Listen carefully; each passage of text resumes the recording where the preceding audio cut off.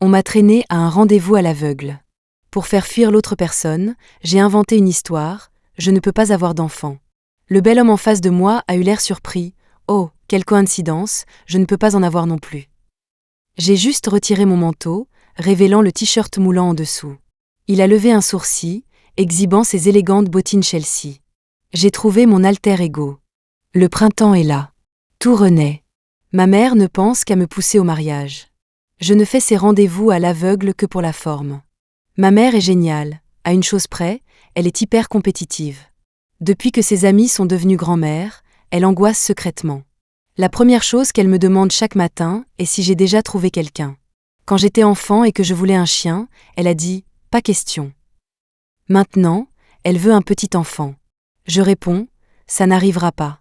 Je n'ai que 25 ans. » Mais avec elle qui me programme 10 rendez-vous à l'aveugle par semaine, on croirait que j'en ai 55.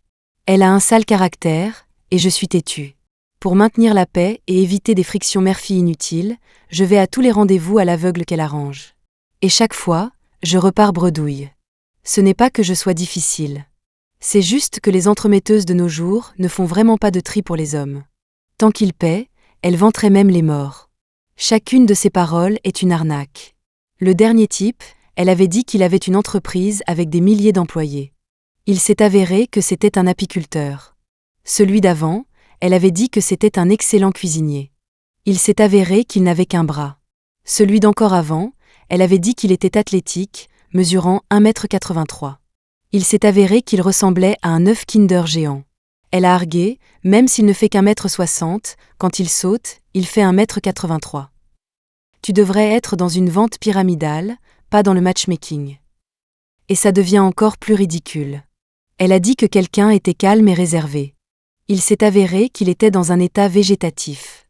Ce n'est pas calme, c'est incapable de parler du tout. Le plus absurde, c'est quand elle m'a arrangé un rendez-vous avec un meurtrier. Et elle m'a assuré, il s'est réformé, il ne tue plus. Il ne m'a pas tué en chemin. En résumé, les entremetteuses n'ont aucune crédibilité. Mais ma mère y croit dur comme fer. Elle continue d'organiser des rendez-vous à l'aveugle pour moi. Dès que je suis sortie, elle m'appelle en visio, un sourire entendu aux lèvres. Ma chérie, assure-toi de bien t'habiller, celui-ci est une vraie prise. Ah.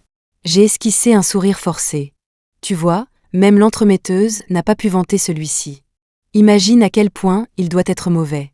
Voyant ma tête, ma mère a froncé les sourcils. Éloigne le téléphone et laisse-moi voir ce que tu portes aujourd'hui. À cause de cette fois où j'avais mis les vêtements de ma grand-mère pour faire fuir le type, elle ne me fait plus confiance. J'ai fait ce qu'elle demandait. Un trench kaki, des talons beiges. Satisfaite, elle a hoché la tête. J'ai souri d'un air entendu en regardant l'appel terminé. Elle a peut-être ses plans, mais moi, j'ai mes stratégies. Le fait de me présenter ne signifie pas que ça va marcher. Mon but est de faire fuir le type. J'ai boutonné mon manteau, laissant secrètement apparaître une touche de rouge vif. Nous nous retrouvons dans un café. Principalement parce que je suis déjà venue ici 7 ou 8 fois. Je commande toujours un expresso. De cette façon, en sirotant mon café et en le regardant, je ne me sentirai pas si mal. Quand je suis arrivée, c'était 5 minutes avant l'heure convenue. Il a envoyé un SMS pour dire qu'il était déjà là. Mon instinct s'est activé en regardant autour de moi. Toute personne qu'une entremetteuse ne peut pas honnêtement vanter doit être la moins séduisante de la pièce, ou presque. Un coup d'œil rapide. J'en ai repéré 2 avec des calvities. Oh là là! Et un bel homme de dos. Il portait un costume noir, très élégant. Au moment où j'allais choisir l'un des chauves, un message est apparu sur mon téléphone. Rendez-vous numéro 10, à la table 1, je suis en noir. La table 1? J'ai regardé par là. Et j'ai vu le bel homme d'avant tourner la tête. Incroyablement beau, peau pâle. Nos regards se sont croisés. Il semblait confirmer quelque chose, en levant un sourcil. Waouh! Si beau? J'aurais eu besoin de mettre les mains dans la terre pour me calmer. Je me suis approchée discrètement et me suis assise.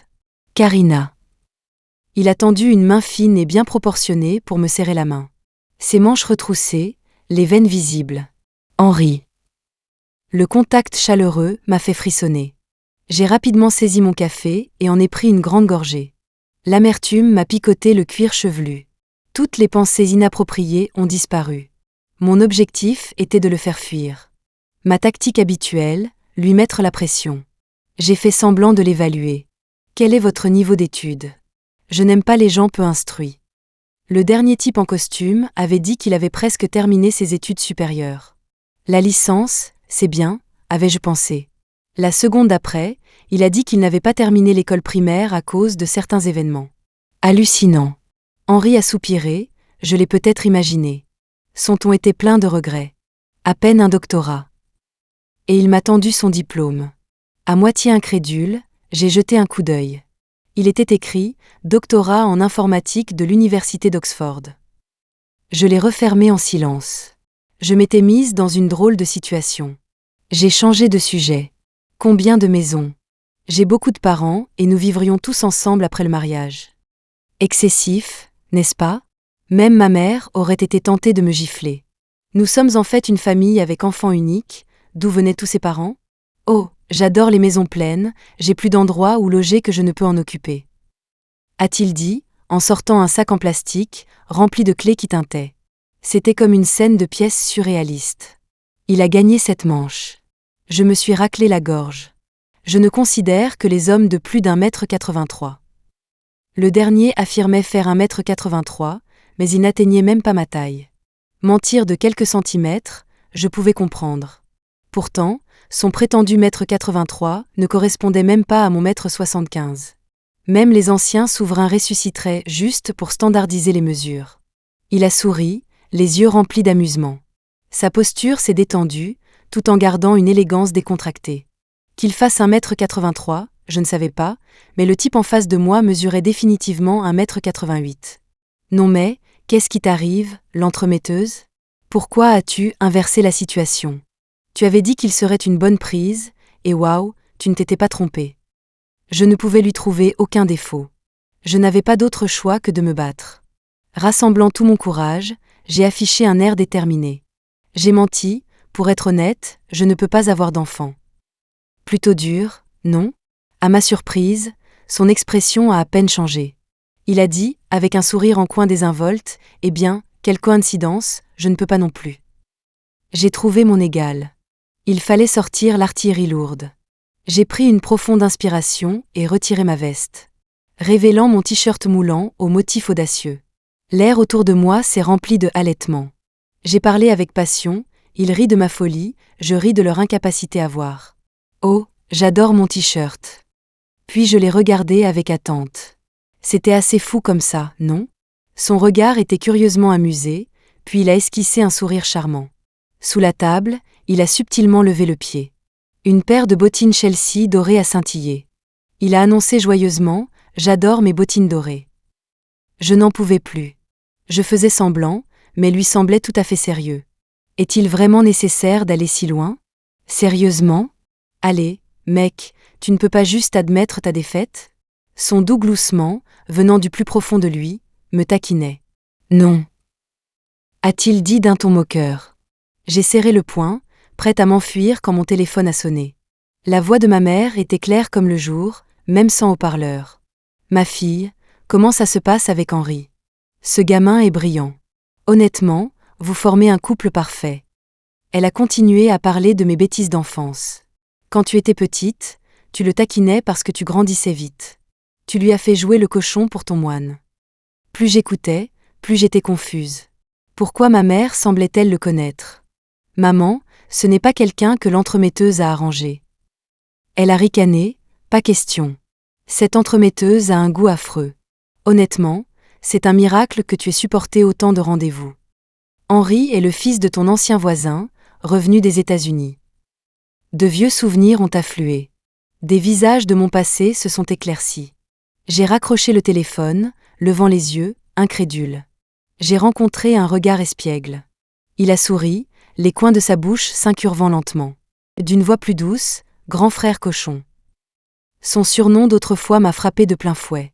Je ne plaisantais pas, si je ne l'avais pas vu moi-même, je ne l'aurais jamais cru. 10 ans pouvaient-ils vraiment changer quelqu'un à ce point? Je le connaissais depuis mes 3 ans, jusqu'à ce que nous nous séparions à 15 ans. Il avait toujours l'air si fragile. Né prématurément, il était petit et maigre, semblait se faner au moindre souffle. De plus, Il était étonnamment blond et joli. Le portrait crachait d'une beauté médiévale. La première fois que je l'ai vu, c'était en hiver. Sa famille venait d'emménager à côté. Ma mère a apporté des cadeaux, m'emmenant leur rendre visite. De loin, j'ai vu une femme tenant un minuscule paquet. L'enfant avait les joues roses, emmitouflé dans un manteau duveteux, comme un chérubin sorti d'un tableau. J'ai laissé échapper « Quelle jolie petite fille !» La petite silhouette a tressailli d'incrédulité. La femme a réprimé un rire. Elle a dit qu'Henri avait mon âge, en fait 2 jours de plus. Mes yeux se sont écarquillés. Ces 3 ans ne ressemblaient en rien à mes 3 ans. Si grande contre si petite. J'ai demandé innocemment « Tante, les enfants sont-ils chers ? Pourquoi le magasin de téléphone vous a-t-il envoyé un si petit ?» J'ai gesticulé avec mes doigts. Si j'énervais ma mère, elle disait qu'elle m'avait eu en rechargeant son crédit de téléphone. Plus il y avait de crédit, meilleur était l'enfant. Maman n'avait pas eu le temps de me couvrir la bouche. Elle a juste gloussé maladroitement. Avant que tante ne réponde, Henri s'est libéré. Il a levé le menton et a ricané « Imbécile, tu t'es fait avoir, on nous a trouvés à la poubelle. » Leurs regards se sont croisés, s'écartant avec humour pour cacher leur visage. J'avais une grande confiance en moi. Pas question, maman ne pouvait pas me mentir. Henri avait dû se faire avoir. Alors, j'ai tapoté gentiment sa tête. Ne t'inquiète pas, tu es jeune, les adultes adorent mentir. Quelque chose que j'ai dit l'a atteint. Sa bouche s'est fermée hermétiquement, les yeux se sont embués, les cils scintillants. J'étais perdue. Je me suis souvenu comment papa apaisait maman. Alors, je me suis approchée et lui ai donné un bisou. Il a cligné des yeux, confus, avant de fondre en larmes. Ouah, maman, elle est inappropriée. Tante a gloussé, le réconfortant. J'ai jeté un coup d'œil nerveux à maman. Elle a pris une profonde inspiration, son visage se contractant. J'ai instinctivement protégé mon petit derrière. Aïe! J'étais encore dans le pétrin. Maman ne m'a pas puni alors. Mais elle a restreint mon dîner. C'était pire qu'une réprimande. Comment un seul bol pouvait-il suffire ? D'habitude, j'en dévorais 3. C'était peut-être génétique. Je dépassais mes camarades de la tête et des épaules. Le médecin a dit que je me développais juste plus tôt, rien d'inquiétant, à part un appétit démesuré. Maman a patiemment expliqué « Ma chérie, calme-toi un peu. Ta croissance est écrasante. Personne ne croira que tu as 3 ans, 5 serait plus convaincant. » J'ai gémi, mais j'ai faim. Tu manges autant, qui va jouer avec toi ? C'est vrai. Il pensait que j'étais trop grande, il m'évitait. Mais pas de problème. Il y a une nouvelle petite fille avec qui jouer maintenant. Maman, notre voisine est-elle si petite parce qu'elle ne mange pas beaucoup ? Après une hésitation, maman a hoché la tête, suggérant que c'était dû à une nutrition maternelle non absorbée. J'ai compris, pensant l'avoir fait pleurer plus tôt. Je me suis faufilée dans ma chambre, j'ai attrapé Coco, puis j'ai marché jusqu'à la porte d'à côté. Notre famille élevait des cochons. Coco, le plus petit de la portée, né presque sans vie. Je l'ai ramené et je l'ai nourri au biberon tous les jours. Maintenant, ça fait presque 1 mois, et il a grandi, fort et beau, tout comme moi. J'ai frappé à la porte. Mon oncle a ouvert. Je suis venue jouer avec ma sœur, ai-je dit. Il n'a pas compris au début, et après quelques secondes, il a éclaté de rire. Ah, Henri, sors et joue avec ta sœur. Ah, tu vois ce qui arrive quand tu ne manges pas. Ah. Ma sœur était toujours en colère, mais a recommencé à pleurer en me voyant. Comme un petit robinet. Tant pis. J'ai essuyé ses larmes avec mes petites mains. Je suis désolée, ma sœur, ne pleure pas. Je vais te donner mon bon ami. Coco a fait un petit bruit, attirant son attention, et comme par magie, les larmes se sont arrêtées. J'ai dézippé ma doudoune et lui étendu Coco. Mais j'ai oublié que Coco était presque aussi grande qu'elle. Elle a trébuché de quelques pas et s'est écroulée par terre. Sa lèvre a tremblé comme celle d'un petit canard. Elle était sur le point de pleurer à nouveau. J'ai rapidement couvert sa bouche et présenté mon amie. C'est Coco. Elle a reniflé et a doucement piqué la queue de Coco. C'est mon animal de compagnie ? A-t-elle demandé. J'ai hoché la tête, puis je l'ai secoué. Ma mère dit que si tu manges plus, tu grandiras plus vite. Quand il sera grand, on pourra le faire à la vapeur, le braiser, ou en faire de la soupe. Ma sœur, tu devrais manger plus alors. C'est tellement délicieux. Ma bouche a salivé rien qu'en y pensant. J'ai tenu la queue de Coco et l'ai cachée derrière moi. Voyant ma sœur accepter Coco, j'ai incliné la tête et demandé « Alors, tu me pardonnes ?» Elle a hoché la tête. « Maintenant, sommes-nous amis ?» ai-je demandé. Elle a tourné la tête et a dit « Qui veut être ami avec toi ?» Hein ? Bon d'accord. Comment disait-on ? Perdre femme et armée. Bon, ce n'est pas grave. Je redemanderai demain. Chaque jour, j'allais trouver ma sœur, lui demandant d'être mon amie. Je lui donnais même le seul bonbon que j'avais le droit d'avoir chaque jour. Elle mangeait le bonbon, disant qu'elle y réfléchirait. Ma mère a plaisanté en disant que j'avais la fibre du soupirant depuis toute petite. Je ne savais pas ce que signifiait soupirant. Mais papa a fièrement dit qu'il n'aurait pas réussi à épouser maman s'il n'avait pas persisté comme un véritable soupirant. Il disait toujours « Si tu es assez persévérant, tu obtiens tout ce que tu veux ». Donc ça devait être une bonne chose. J'ai bombé le torse, merci pour le compliment, maman. Ma mère a ri jusqu'aux larmes. Je ne comprenais pas ce qui était si drôle. En fait, je suis plutôt intelligente. Ma sœur est l'enfant la plus belle que j'ai jamais vue. Être son amie me mettrait tellement en valeur. Un mois a passé. Je suis allée voir ma sœur avec des bonbons comme d'habitude, lui demandant d'être mon amie.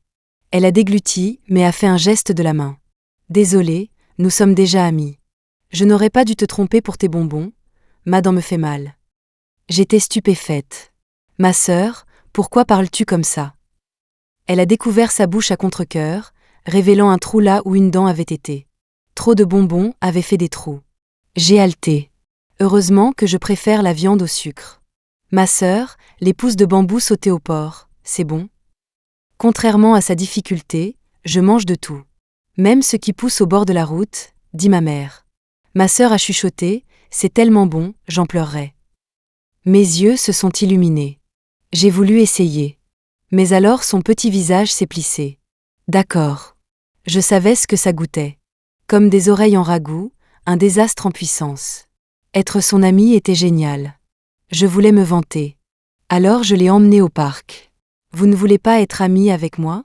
Eh bien, je ne veux pas jouer avec vous non plus. Regardez, mon amie est plus mignonne. Mais avant que je ne puisse dire quoi que ce soit, ils l'ont pointé du doigt et ont ri. Oh, regardez qui est là encore. Ils intimidaient mon amie. J'ai serré sa main fermement et leur ai fait face. Ils ont reculé et l'ont pointé du doigt, incertain. C'est l'amie dont tu parlais. J'ai fièrement dit, oui. Si vous m'intimidez, elle vous mangera. Elle peut en manger 3. Comme dans les livres d'histoire. Ils sont devenus pâles. Mais j'étais choquée. Je ne mange que 3 bols de riz. Comment est-ce devenu 3 personnes ? J'ai voulu expliquer, mais avant que je ne m'en rende compte, ils se sont enfuis de peur, disant « Ne venez pas, nous ne l'intimiderons plus ». Mon amie a été victime de fausses rumeurs. Elle m'a tapoté le dos, me réconfortant « C'est bon. Ils ne joueront pas avec toi, mais moi, oui. On sera des copines pour la vie. » Cet après-midi-là, elle est venue avec son bol pour manger avec moi. Elle a demandé « Sommes-nous amis maintenant ?» J'ai hoché la tête. « Alors, peux-tu m'aider à manger une partie de ma nourriture ?»« Pourquoi ?» ai-je demandé, en déglutissant. Sa nourriture avait l'air si bonne. Mais alors je me suis souvenu que pour grandir plus vite, il fallait manger plus. Elle était trop petite. Elle a balancé ma main, « Je ne peux pas finir.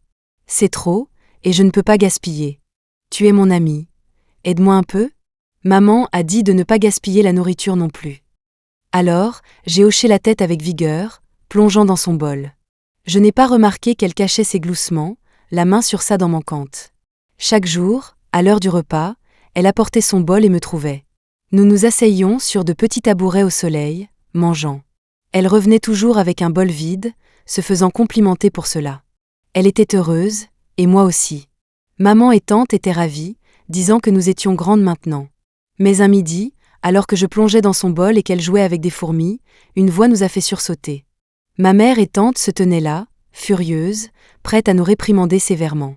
Ma mère a crié « Karina, tu es folle ». Sa mère, Henri, tu vas t'en prendre une. Ma mère a dit que ce n'était pas étonnant que je grossisse tandis que ma sœur disparaissait presque. Il s'avérait que toute la nourriture finissait dans mon ventre. Elles ont échangé un regard entendu et nous ont ramenés à la maison. Le lendemain, ma sœur et moi nous frottions nos fesses douloureuses, nous regardant à travers la fenêtre. Nous avions perdu notre liberté de manger comme nous voulions. Le jour où j'ai réalisé que ma sœur n'était pas vraiment ma sœur. Il pleuvait à verse. Ma sœur et moi jouions dans la cour. Bientôt, nous étions trempés jusqu'aux os. Tante Chen a pris la main de ma sœur, et ma mère la mienne. Elle n'arrêtait pas de dire qu'elle nous fesserait plus tard tout en nous traînant pour nous nettoyer et nous changer. Je me suis libérée de ma mère et j'ai serré la jambe de tante. Je voulais me baigner avec ma sœur. La télé disait que les bons amis devaient tout faire ensemble. Ma sœur a secoué la tête comme un hochet. Elle a riposté férocement. Pas question. Je suis un garçon et tu es une fille. Je n'y croyais pas. Ma mère m'a longuement expliqué avec insistance, jusqu'à ce que je doive accepter que mon meilleur ami était en fait un garçon.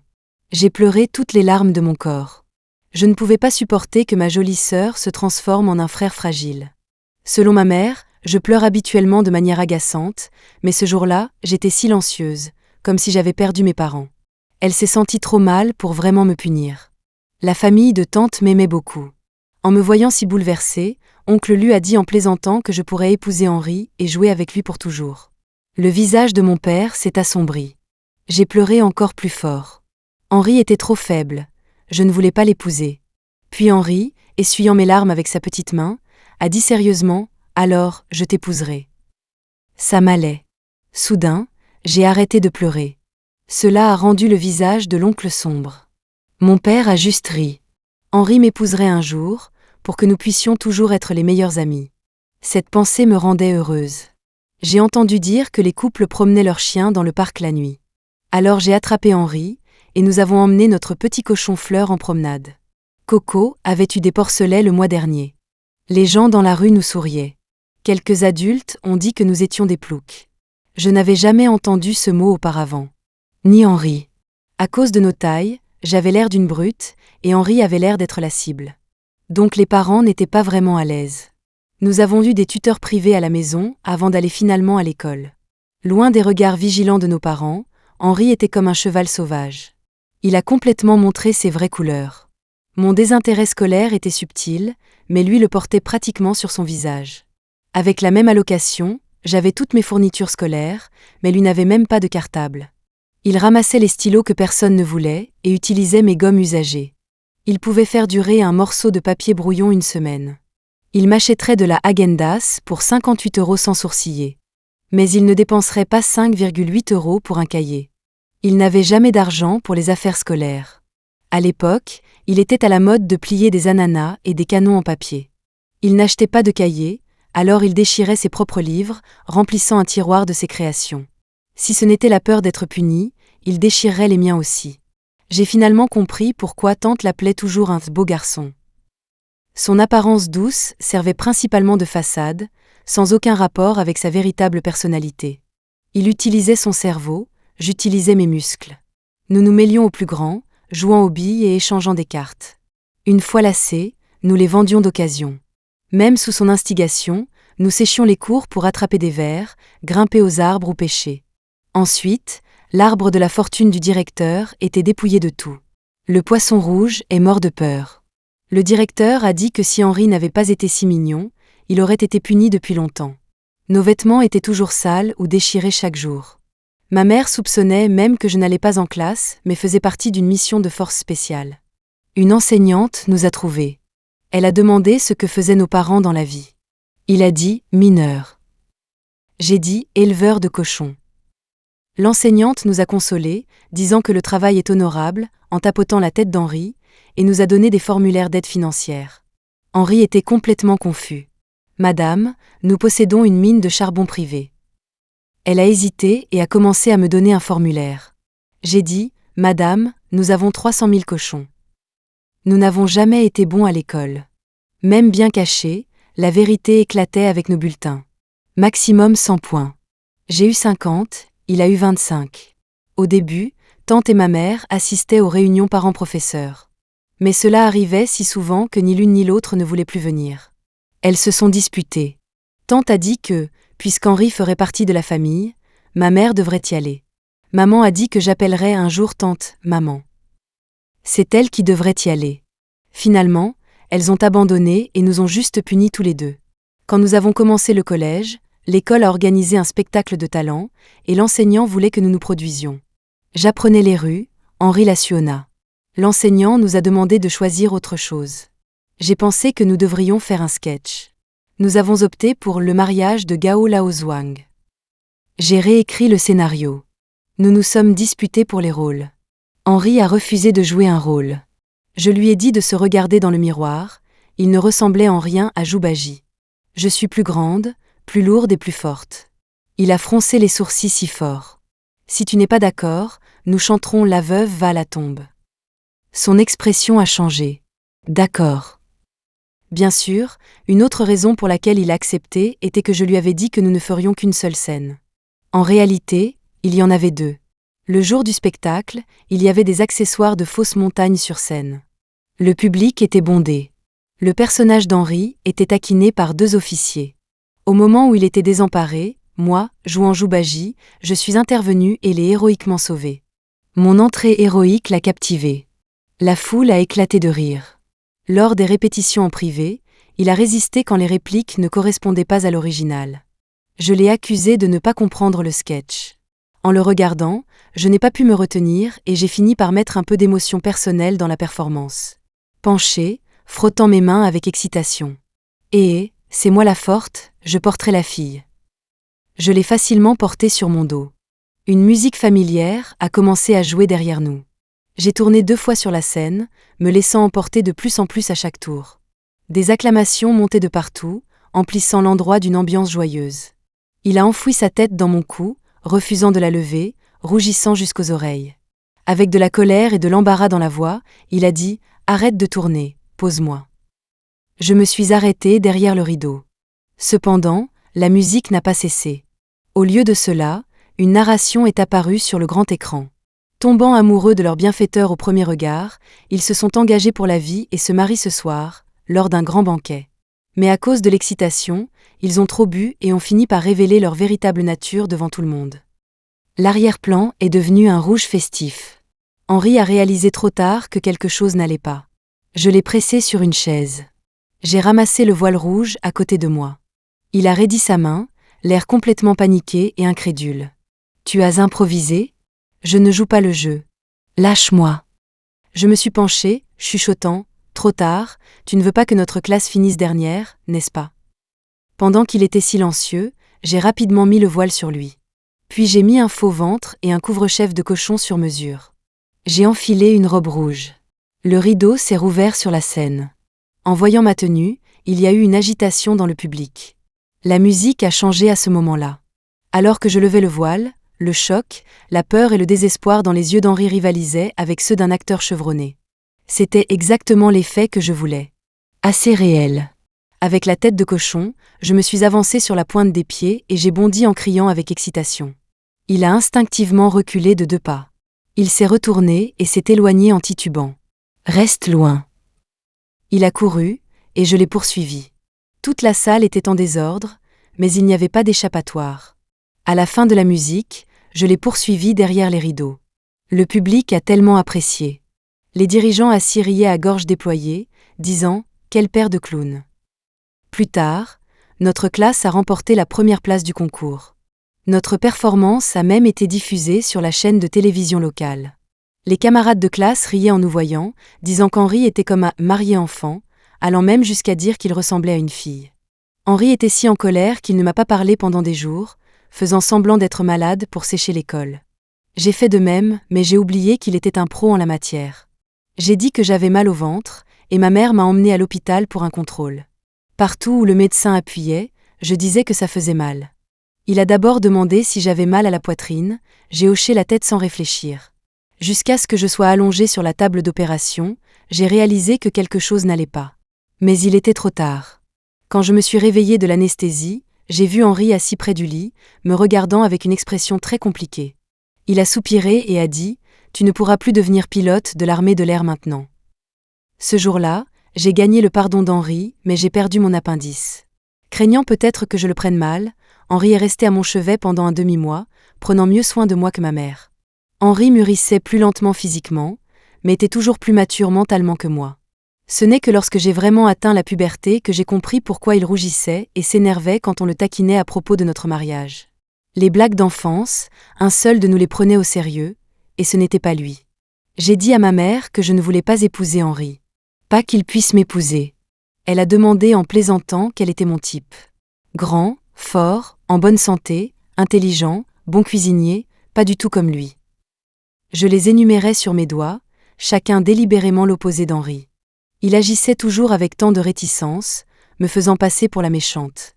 C'est lui qui avait dit qu'il m'épouserait en premier. Il s'est avéré qu'il se tenait devant la porte quand je l'ai ouverte, l'air blessé et accusateur. « Karina, je t'ai mal jugée. Après toutes ces années, je me suis trompée. » Le lendemain, Henri a dit au revoir. Il a mentionné que ses parents déménageaient à l'étranger pour le travail. Plus tard, ma mère m'a dit que c'était en fait lui qui insistait pour y aller afin d'améliorer sa santé. Henri m'a dit d'attendre et de voir, disant que la roue tourne tous les 30 ans. Il m'a traitée d'ingrate et de pleine de jugement, alors je l'ai bloqué partout par colère. Nous avions 15 ans alors. Ça fait 10 ans. Plus j'attendais, moins j'étais en colère, l'oubliant presque. En le regardant maintenant, ses traits sont les mêmes, mais son aura et son physique sont complètement différents. Du genre que je pouvais facilement vaincre, à celui qui pourrait facilement vaincre 5 de moi. D'accord, peut-être un peu exagéré. Je m'étais tellement vantée auprès des proches, maintenant je ne pouvais pas m'empêcher de rougir. Pas étonnant que maman ait insisté pour que je m'habille bien. Je suppose que tout le monde savait. Je me suis pincé le lobe de l'oreille, j'ai ri maladroitement, « Salut, ça fait longtemps. » Il a soupiré légèrement, « Oui, beaucoup plus longtemps et tu m'aurais oublié. » J'ai failli m'étouffer. Ce type, toujours aussi brutalement honnête. Alors pourquoi t'es-tu habillé comme ça en sachant que c'était moi aujourd'hui ? Il a répondu, « Pas le choix, le prince doit suivre le style de la princesse. » Pas nécessaire. J'ai remué la cuillère dans ma boisson. Toi aussi, on t'y a poussé, non ? Des compagnons d'infortune, battus dans l'enfance, harcelés pour le mariage à l'âge adulte. De manière inattendue, il a rétorqué sans réfléchir, « Bien sûr que non, je suis là de mon plein gré. » J'ai marqué une pause. 30 ans à l'est, 30 ans à l'ouest. Regarde-moi maintenant. Il a contracté ses muscles. Allez maintenant. Garder rancune pendant 10 ans juste pour aujourd'hui ? J'ai regardé pendant un moment. Aucune idée de ce que dire ensuite. Je ne pouvais pas me remémorer. Je rentre à la maison. Ou manger plus tard. 2 voix se sont chevauchées. Il a froncé les sourcils, a dit à contre-cœur, « Vraiment ? Maintenant que c'est moi, tu ne feras même pas semblant ?» J'ai avoué, les derniers se sont aussi terminés à cette étape. Je sabote tout, et ne pas me faire engueuler est une victoire. Partir du café avec dignité est mon plus grand espoir. Je n'arrivais pas à comprendre ce qui l'avait autant amusé. Il a souri. Il avait l'air plutôt heureux. Peuvent-ils vraiment rivaliser avec moi ? Toutes ces années, ta confiance n'a pas vacillé d'un pouce. Il a semblé penser à quelque chose. Il a croisé les bras, s'est penché en arrière. Si tu veux partir, vas-y. Ce n'est pas comme si je pouvais t'arrêter. Je devrais juste dire à ma mère que tu n'étais pas intéressé par moi. Il s'est penché, a cligné des yeux.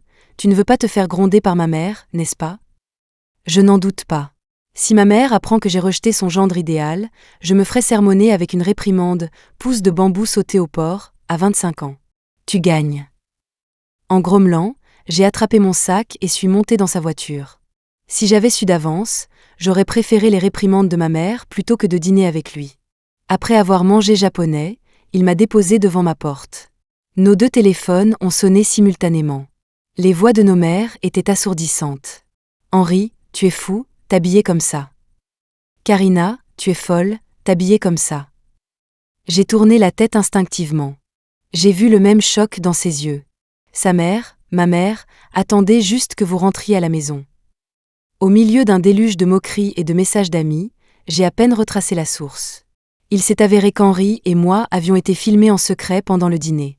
La vidéo a été partagée par un internaute trop zélé sur une plateforme de vidéos courtes. En quelques heures à peine, elle a cumulé plus d'1 million de j'aime. On nous y voyait nous soutenir mutuellement en marchant vers sa décapotable jaune flashy. J'étais ballonnée d'avoir trop mangé, ses chaussures n'étaient pas à sa taille. Les lumières vives mettaient en évidence ses bottines Chelsea dorées et ma tenue rouge moulante. Claire comme le jour. Dans les dernières secondes, la caméra a zoomé sur nos visages. Les commentaires fusaient. MDR. Maintenant, il faut des titres pour la folie. Voiture de luxe, jolie fille, beau gosse, style alternatif, une vidéo tout en un. Pourquoi n'ai-je pas été invité? Me manque-t-il l'esprit? Un campagnard comme moi se demande comment je suis tombé sur un contenu aussi branché. Le monde est-il vraiment comme ça maintenant? Je n'ai pas bien dormi, je me suis réveillée une fois. Mes dents avaient besoin d'être rafraîchies. OMG, j'ai ri à m'en tenir les côtes. Ne te moque pas des autres, c'est impoli, ai-je ri sous ma couverture. Je n'aurais pas pu être plus embarrassée. Toutes les prétentions initiales et la gêne avaient disparu. Je n'arrivais juste plus à me contenir. J'ai serré les dents et crié « Henri !» Tout ça, c'est à cause de son insistance à dîner. Et de conduire cette voiture Tapax en grave-l'œil. Il a touché le pont de son nez avec culpabilité, ses yeux fuyants. Il a marmonné « Détends-toi, ce n'est pas la première fois que nous passons à la télé. Calme-toi. Ce n'est qu'un petit embarras. » Mais ma mère se doute déjà pourquoi chaque rendez-vous à l'aveugle échoue. Ce dîner était une mise en scène pour nous réunir. Si je le sabote seul, je m'expose à une réprimande et peut-être même à une fessée à la maison. Pire encore, une flopée de futurs rendez-vous à l'aveugle. Impossible de me calmer. J'ai brusquement tiré sur sa cravate. Je n'ai pas retenu mes gestes, et il n'a pas résisté, et soudain son visage au trait parfait était juste devant le mien. Nos fronts se sont cognés, quelque chose de doux a effleuré mes lèvres. Il s'est figé un instant. Avant que je ne puisse réfléchir, j'ai crié de douleur « Henri, tu es fou !» Puis, une main chaude a doucement touché mon front. Avec un léger parfum d'agrumes. Il a soupiré, résigné « Oui, oui, j'ai compris, c'est ma faute. » J'ai levé les yeux, un mot à la fois « Henri, tu dois assumer tes responsabilités. » Son esprit a fait un éclair, il a été momentanément stupéfait, ses oreilles devenant rouges. Ses yeux fuyants. On peut aller si vite. Je l'ai frappé. Jamais de la vie. Tu n'as aucune responsabilité. Plus lentement, et je serais perdu. Sérieusement, dis juste à ta mère que tu n'étais pas intéressé par moi. Je suis trop grande pour me faire taper. Comment il l'explique à sa mère, c'est son affaire. Son visage est passé du rouge au blanc, puis au bleu. Un mélange de colère et de déception. Comme un poisson globe gonflé. Quoi, c'est moi qui vais me faire gronder maintenant. Mieux vaut toi que moi. En regardant sa carrure, j'ai dit d'un air désinvolte « Tu es costaud, tu peux l'encaisser. » Il a reniflé « Karina, tu es bête comme tes pieds. On ne pourrait pas juste dire qu'on essaie de sortir ensemble. Si tu insistes, c'est faisable. Ça pourrait éloigner les rendez-vous à l'aveugle pendant un temps et me donner un peu de paix. » Ai-je ajouté doucement.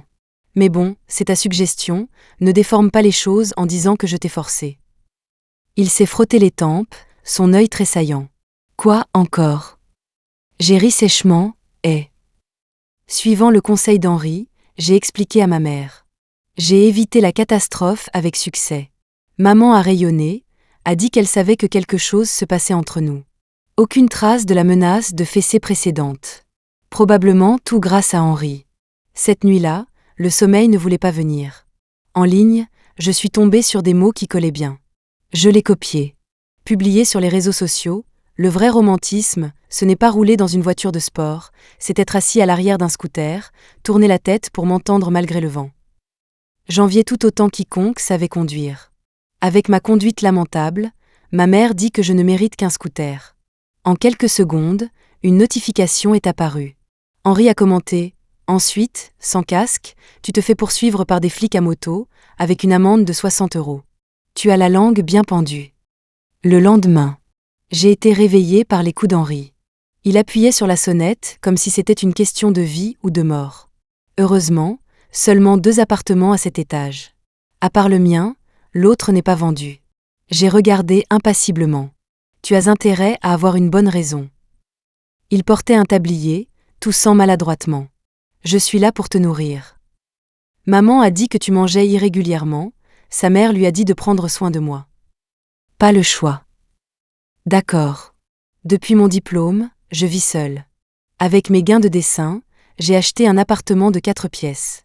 J'ai payé les fenêtres moi-même, les parents pour tout le reste.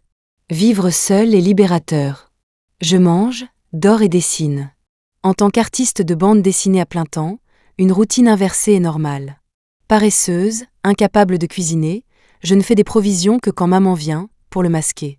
Je mange surtout à emporter. Ça devient ennuyeux, même si c'est bon. Où mangeons-nous? Chez moi. Il s'est écarté, révélant la porte grande ouverte en face de nous.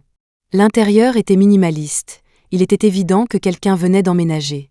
Je l'ai regardé, me sentant un peu incertaine. « C'est chez toi ?» ai-je demandé. Il a hoché la tête. Amusant, non? Je viens de découvrir que nous avons acheté des appartements l'un à côté de l'autre, a-t-il gloussé.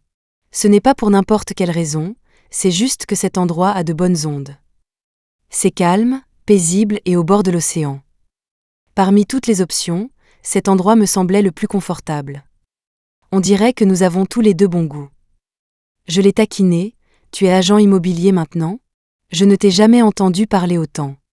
Je doutais que sa cuisine soit même bonne pour les chiens. Il a rétorqué, tu me sous-estimes.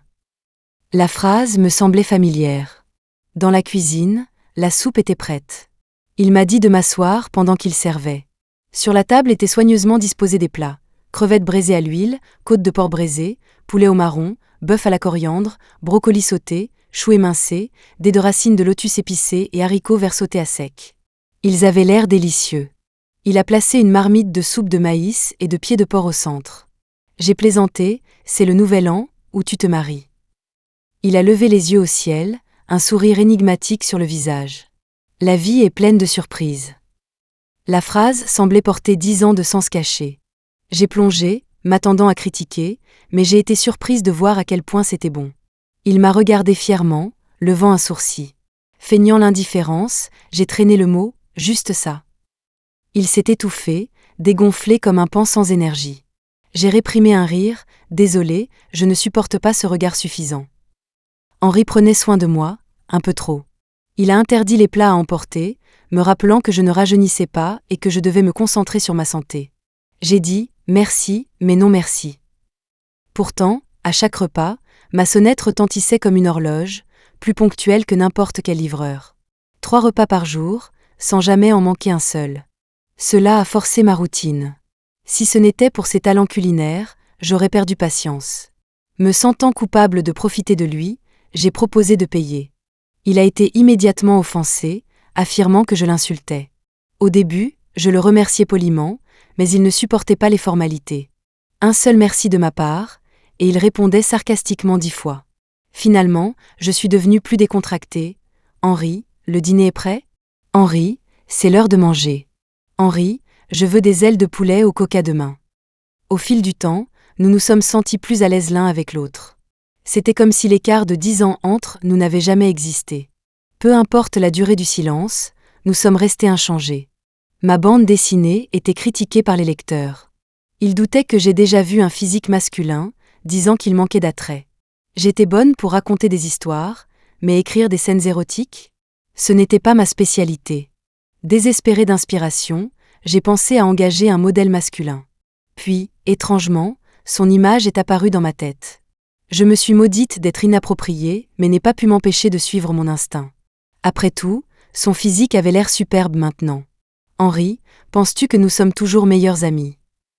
Il a émis un grognement évasif. Alors, pourrais-tu me rendre un service? Être mon modèle? Pour plus de clarté, j'ai ajouté, tu sais, le genre où tu enlèves tes vêtements. Il sirotait de l'eau, qu'il a aussitôt recrachée, toussant, le visage rouge.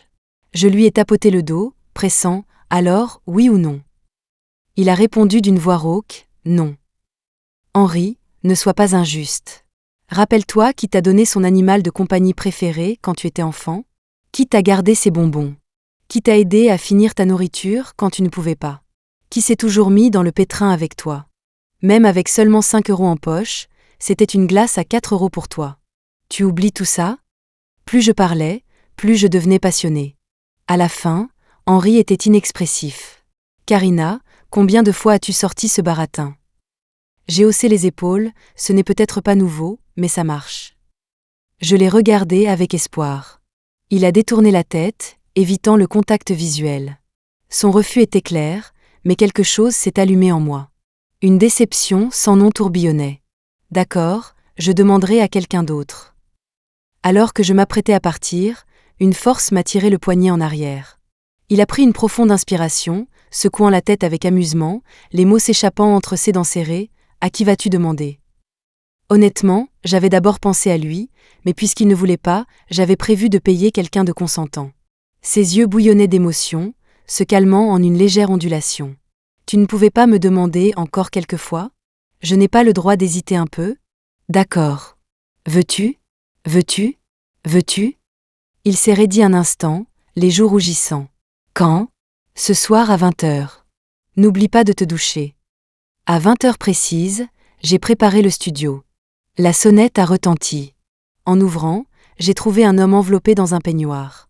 Ses lèvres étaient pincées, l'expression tendue, les cheveux mouillés dégoulinants. Le peignoir était ajusté à la taille, révélant sa silhouette élancée. Je me suis pincé la paume pour m'empêcher de glousser. Je ne l'avais jamais vu aussi tendu. Je l'ai conduit à l'intérieur.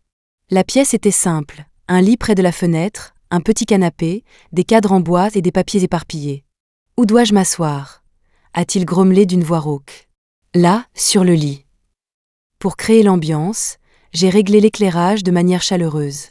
Prête, je lui ai fait signe de se déshabiller. Il a longuement regardé et a soupiré. Des doigts gracieux ont effleuré la ceinture, le peignoir s'est desserré. Des abdos durs, ciselés et élégants, ont été exposés avec assurance, dégageant une force discrète. La moitié du peignoir drapait séduisamment, laissant deviner des lignes cachées. La gorge sèche, j'ai commencé à l'arrêter, mais j'ai remarqué ses yeux fermés hermétiquement, résignés. Rapidement, il a tout enlevé. Pendant quelques instants, mon esprit est devenu complètement vide. Attends, il ne porte rien en dessous. J'ai dit d'enlever ses vêtements. Mais je ne voulais pas dire tout. Il a lentement ouvert les yeux, et une rougeur a envahi sa peau de porcelaine. Vas-y et dessine. Ses doigts se sont légèrement recroquevillés des deux côtés. Honnêtement, j'avais un peu envie de le dessiner comme ça. Mais ma main, tenant le crayon, tremblait. Je ne pouvais même pas le regarder. Tu sais, tu n'as qu'à montrer le haut de ton corps. Soudain, il a réalisé, son visage s'assombrissant complètement. Alors pourquoi tu ne m'as pas arrêté plus tôt ? Personne ne m'avait dit que tu serais si rapide. Je n'ai pas eu le temps. Je n'admettrai jamais que j'avais un peu envie de le voir aussi. Sans un mot, il a tiré la serviette jusqu'à sa taille. Il n'a pas bougé d'un pouce. Ses yeux étaient comme des marées sombres s'écrasant contre les rochers. L'air s'est épaissi autour de nous. Dans le silence, il m'a regardé, et je me suis concentrée sur le dessin. Ces 4 heures cette nuit-là furent parmi les plus difficiles à décrire. Après l'avoir vu de mes propres yeux, son image était restée gravée dans ma tête. J'avais tellement d'inspiration que je ne pouvais pas tout mettre sur papier. Pendant des jours, je suis restée dans le studio. Parfois, j'oubliais que le temps existait. Henri n'arrivait pas à me joindre et s'est inquiété, alors je lui ai donné un double de clés de chez moi. Il préparait des repas et me les apportait. Une nuit, une autre idée d'intrigue m'est venue. J'ai dit à Henri que je sauterais le dîner. J'ai jeté des vêtements sales dans la machine à laver qui venait d'être réparée. Je l'ai réglé pour 1 heure. Et l'ai laissé. Je suis allée directement au studio. J'ai mis mes écouteurs, perdu dans mon monde. Quand j'ai quitté le studio, il était déjà 3 heures du matin. Il y avait un bol de soupe sucrée près de l'entrée. C'était froid, clairement là depuis un moment. Pas de message ni rien, juste laissé là, inhabituellement attentionné. Les choses sont devenues plus étranges à partir de là. Pendant des jours, le regard d'Henri a semblé plus sombre, son visage plus morne. Pas un mot à table. À part le cliquetis de la vaisselle qu'il ramassait. Il était comme un mari au foyer silencieux. J'étais trop occupée à dessiner pour remarquer quoi que ce soit. Jusqu'à maintenant, je l'ai bien regardé et j'ai été surprise. Ses yeux étaient rouges et son visage pâle et ombragé. Il avait l'air de sortir d'une scène d'art de rue. Comme un artiste sans abri. J'ai timidement demandé, t'est-il arrivé quelque chose de grave ? Il n'a pas répondu, il a juste continué à fixer mon cou. Qu'est-ce que c'est ? A-t-il demandé calmement. Hein ? J'étais perplexe. J'ai vérifié dans le miroir et j'ai trouvé une grande marque rouge, déjà grattée. Probablement une piqûre de moustique. Son visage s'est tendu. Pourquoi as-tu des pantoufles d'homme chez toi ? La question m'a prise au dépourvu.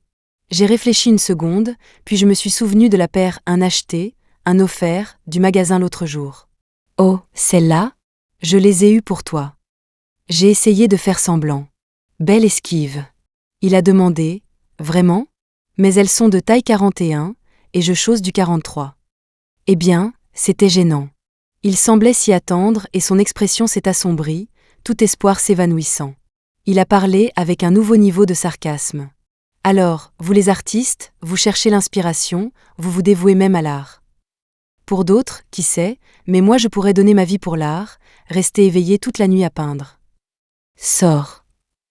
Il m'a coupé. Son sourire n'était pas de colère, mais plutôt comme des larmes sous la surface, prêtes à éclater à tout moment.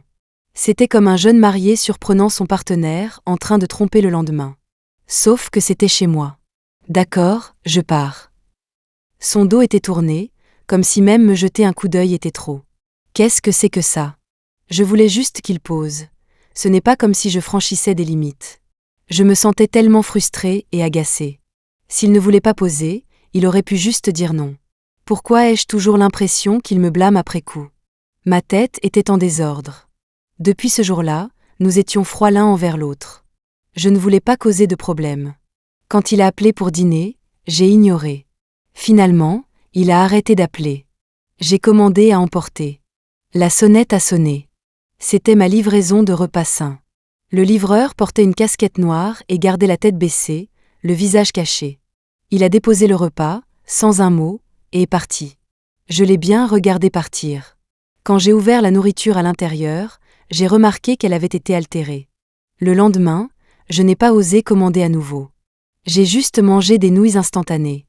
En sortant les poubelles, j'ai trouvé un bouquet de marguerites blanches devant la porte. J'ai pensé qu'elles avaient été livrées au mauvais endroit. Parce que qui envoie des marguerites? Puis, j'ai vu la note. Il était écrit « Pour ma chère Karina ».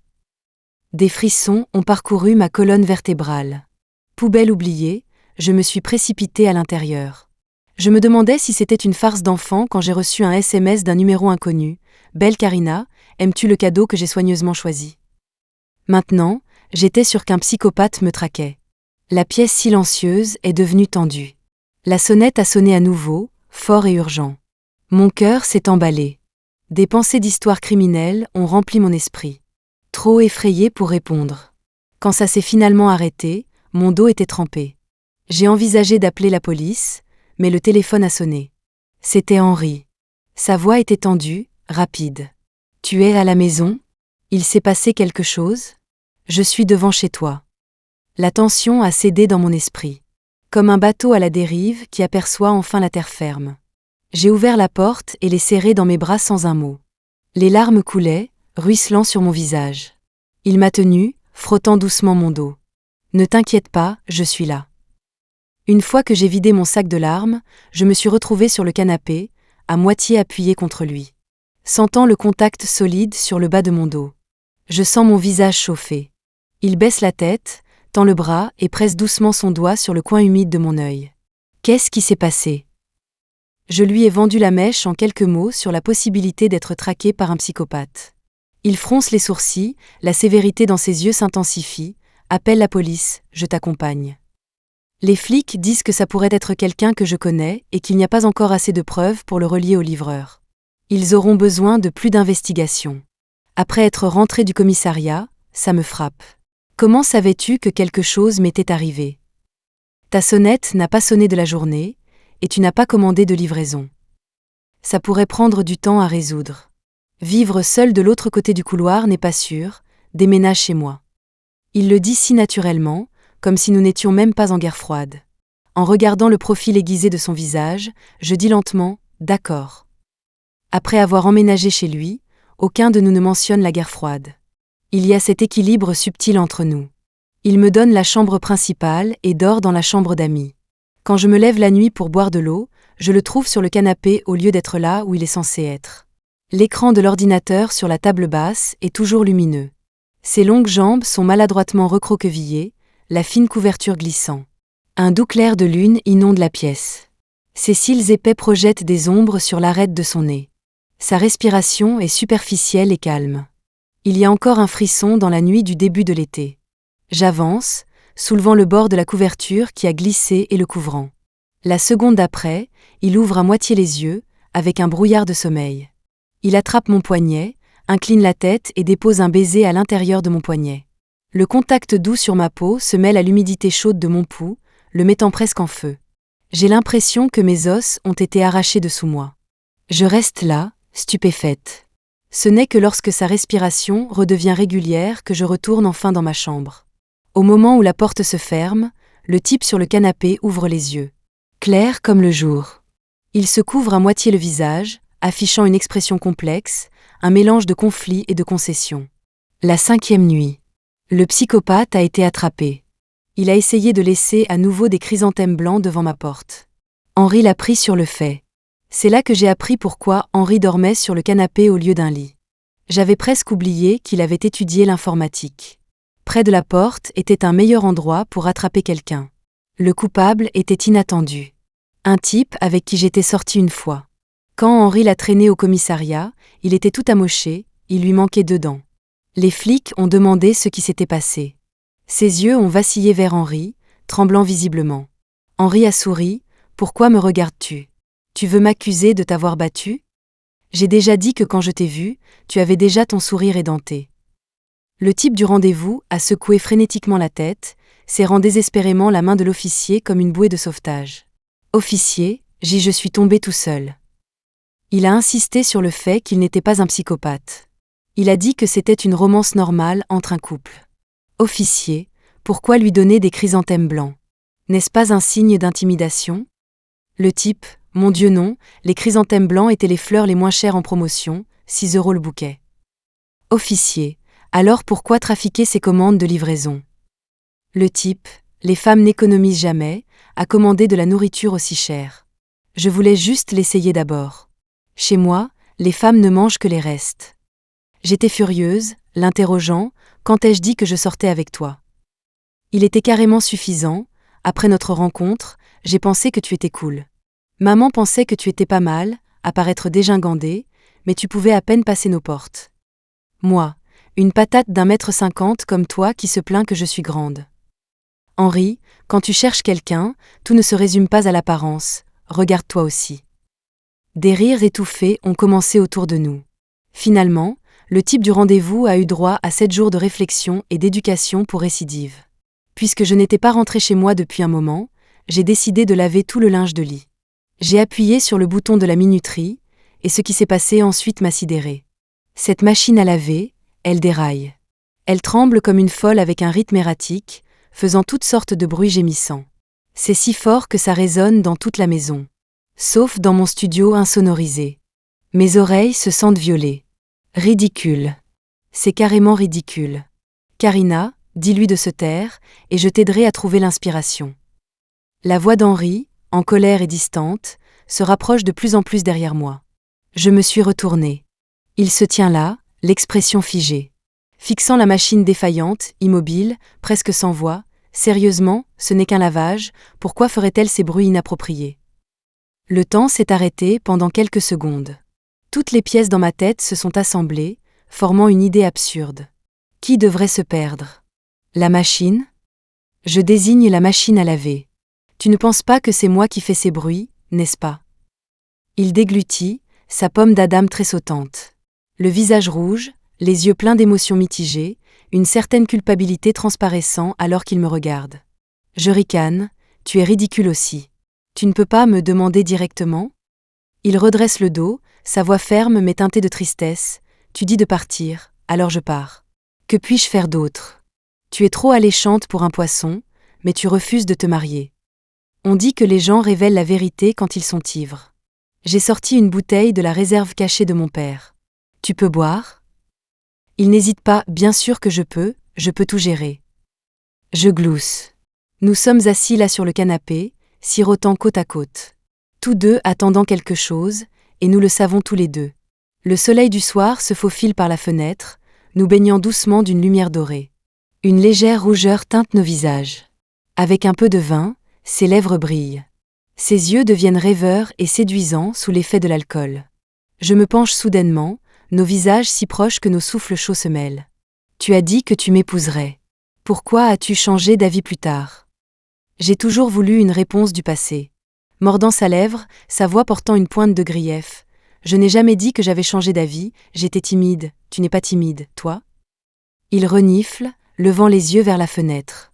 Tout ce que tu aimes, j'essaierai de l'être. Mais tu as dit que tu m'attendrais, puis tu as continué à sortir avec d'autres. 10 ans, pas d'appel. Sais-tu comment j'ai survécu à ces 10 ans? J'ai posé ma tête sur son épaule, lui pinçant doucement le lobe de l'oreille. Tu es si mignon. Tout aussi mignon que quand tu étais petit. Il a grogné et a tourné la tête, mais son petit doigt s'est discrètement tendu, touchant le mien, puis nous avons serré les doigts fermement. Ma tante dit que tu aimes les types plus réservés, mais je ne peux pas faire semblant d'être comme ça. Puis-je simplement être ouvertement affectueux? D'un mouvement rapide, il a tiré le bas de mon dos, me pressant sur le canapé. J'ai essayé de réprimer un rire, n'ai pas répondu. Les choses devenaient assez intenses. Il s'est lentement penché, sa respiration devenant plus lourde. Soudain, nous avons entendu la porte s'ouvrir. Avant que nous puissions réagir, nous avons vu tante Chen et ma mère, stupéfaites, dans l'embrasure de la porte, la scène du salon totalement exposée. La seconde d'après, elles se sont naturellement retournées, faisant semblant de ne rien voir. Une fois dehors, elles n'ont pas pu réprimer leur rire. Tu vois, je t'avais dit que ces deux gamins s'entendaient si bien. Je t'avais dit que nous finirions par être belle famille un jour. J'ai passé mon bras autour de lui et j'ai plaisanté. Oups, on dirait que nous sommes sur le point de transformer cette mise en scène en réalité. Il m'a corrigé sérieusement. Beta, c'est évident que le mariage approche. Oui, le mariage approche. Nous nous sommes perdus de vue au fil des saisons, mais maintenant, nous partageons à nouveau tout en ces jours de floraison.